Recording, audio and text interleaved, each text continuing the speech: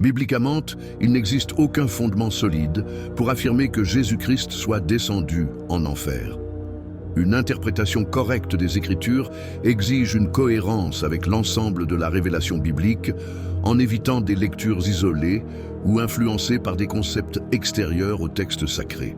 À la lumière de ce principe, l'interprétation la plus cohérente est celle qui affirme que le Christ a, lorsqu'ils étaient encore vivants, par l'action de son esprit à travers les prophètes et les prédicateurs de l'Ancien Testament. L'apôtre Pierre affirme lui-même que c'était l'esprit du Christ qui parlait dans les prophètes, annonçant à l'avance les souffrances du Messie et la gloire qui devait suivre.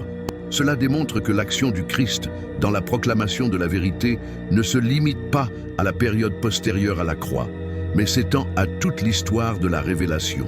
Il n'est donc pas nécessaire de supposer une prédication après la mort physique des personnes. L'idée selon laquelle Jésus serait descendu en enfer pour libérer les saints de l'Ancien Testament manque de fondement biblique. Des exemples tels que Enoch et Élie, qui ont été enlevés par Dieu sans passer par la mort, indiquent que les justes ont toujours été sous la garde divine. De plus, la présence glorieuse de Moïse et d'Élie lors de la transfiguration confirme que les saints de l'Ancien Testament jouissaient déjà de la communion avec Dieu, ce qui rend incohérente la notion d'un état intermédiaire d'emprisonnement.